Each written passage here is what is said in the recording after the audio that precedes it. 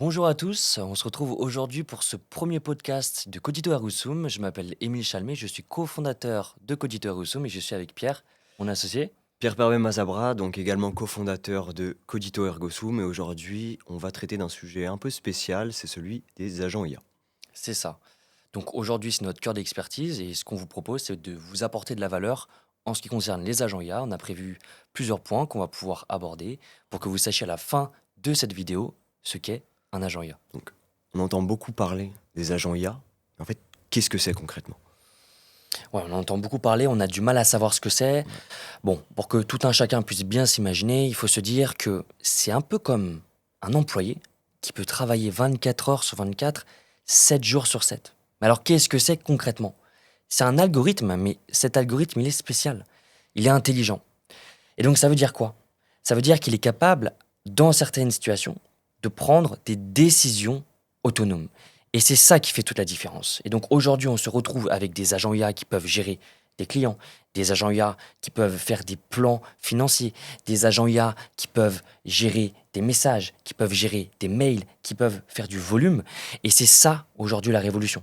On est en train de passer dans une nouvelle ère où le travail est intelligent. Le travail intelligent n'est plus forcément humain. Et mieux que ça, ce travail intelligent est de plus en plus intelligent. Et c'est ça aujourd'hui la révolution. C'est un terme assez récent, peut-être depuis 2024-2025 on en entend parler. Pourquoi, selon toi? Pourquoi c'est si populaire? Aujourd'hui, c'est populaire parce que, surtout aux États-Unis d'ailleurs, bon, les États-Unis, on le sait, ils sont souvent en avance sur le domaine de l'innovation.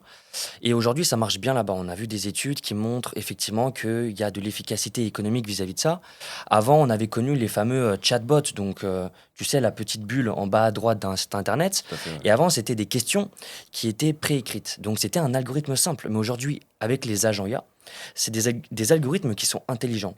Donc qu'est-ce que ça veut dire? Ça veut dire que maintenant, en fonction de ta question, le chatbot va te répondre. Et on peut également paramétrer le chatbot pour répondre avec un certain ton, en fonction de certaines informations, pour aider le client à répondre à certaines questions en fonction de l'entreprise. Et alors, dit comme ça paraît peut-être un peu abstrait. Est-ce que tu as un cas concret d'agent IA? Oui, bien sûr. Je pense à Jean-Bernard, qui est un de nos clients et qui est agent immobilier. Et donc, il avait un besoin, c'était de la prospection de biens immobiliers. On sait que ça prend du temps. Et donc, lui, il voulait passer par le bon coin. Et le problème qu'il avait, c'est que c'était chronophage, il fallait faire des calculs mathématiques complexes pour avoir une loi de rendement, savoir si le bien il est rentable ou pas.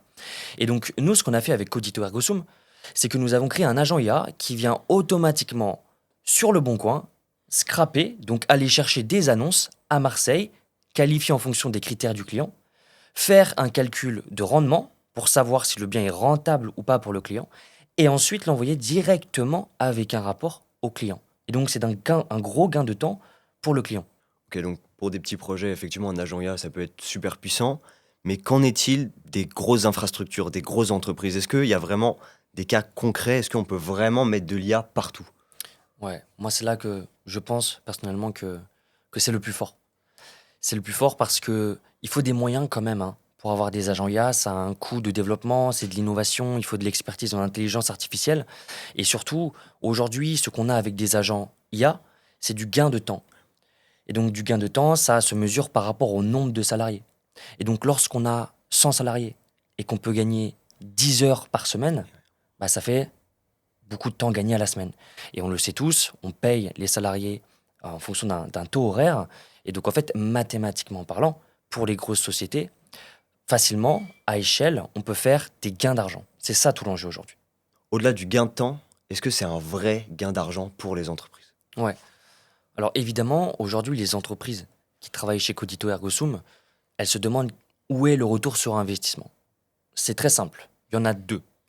Le premier, c'est un gain de temps. Comme on l'a déjà expliqué, un gain de temps, c'est un gain d'argent. Parce que ça veut dire qu'on va passer moins de temps à faire une tâche sur laquelle nous, on est rémunéré, un salarié. Et il y a également, deuxièmement, un gain de qualité. Ça, c'est en train d'arriver progressivement. Ça veut dire que aujourd'hui, l'intelligence artificielle, notamment sur des grandes bases de données, sur des calculs complexes, elle est plus performante, généralement, qu'un humain. Et ce qu'il y a de mieux là-dedans, c'est que l'intelligence artificielle s'améliore avec le temps. Et donc avoir un agent IA, c'est aussi bénéficier de cette amélioration en continu de l'intelligence artificielle. Répondre à des tickets, c'est une chose, mais par exemple, pour le cas de la prospection, quand tu as besoin d'avoir quand même une fibre humaine, d'avoir de la finesse, est-ce qu'un agent IA, ça va vraiment remplacer un closer? Alors là, c'est évidemment un gros débat. Moi, je pense qu'il y a deux types de prospection.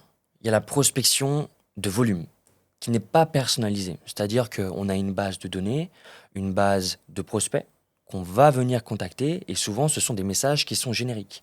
Et là, ce qu'on peut faire avec un agent IA, qui va travailler 24 heures sur 24, 7 jours sur 7, c'est qu'il va pouvoir comprendre l'identité du prospect et lui faire un message personnalisé.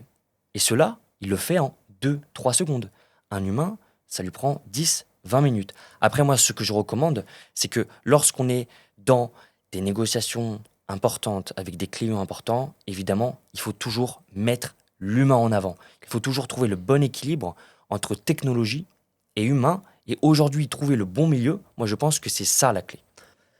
Et quand on entend parler d'agents IA, on pense tout de suite à des ingénieurs de la Silicon Valley. Est-ce que Hmm. maintenant, c'est simple de créer des agents IA? Est-ce que c'est à la portée de toutes les entreprises? Alors, je dirais pas, Pierre, tu le sais, je dirais pas que c'est forcément simple. Mais aujourd'hui, c'est quelque chose qui est accessible. Il y a plusieurs outils qui vont venir permettre de créer des agents IA. Alors, grosso modo, en fait, on va venir traiter de l'information. Donc, on a une entrée, on a ensuite un facteur qui va venir transformer l'information. Et ensuite, on a une sortie. Et donc, ça s'appelle un nœud. Et ensuite, on va enchaîner les nœuds. Donc, ça va faire un peu finalement comme un collier de perles. Et à la fin, on a un résultat. Et encore une fois, à certains nœuds, on va mettre de l'intelligence artificielle qui va pouvoir traiter intelligemment la data. Et on a des outils comme Make, comme Zapier, comme N8N aujourd'hui qui rendent accessible cette production d'agents d'intelligence artificielle. Par rapport à l'intelligence artificielle, Mm. on entend beaucoup de boîtes parler Ouais. de l'enjeu de la souveraineté. Mm. Qu'est-ce que c'est concrètement? Alors c'est assez important évidemment. Pour faire très simple, aujourd'hui, les modèles d'intelligence artificielle qui sont dominants, ce sont des modèles américains. Et il y a des textes de loi américains comme le Cloud Act, je ne vais pas rentrer dans les détails, mais qui permettent d'avoir accès aux données de potentiels clients français. Ce qui est moins possible, beaucoup moins possible, en Europe. Et donc on est plus protégé en Europe avec le fameux RGPD qui est aujourd'hui connu. Et également, on veut faire vivre l'économie française. Et donc, il y a un modèle phare d'intelligence artificielle en France, c'est Mistral.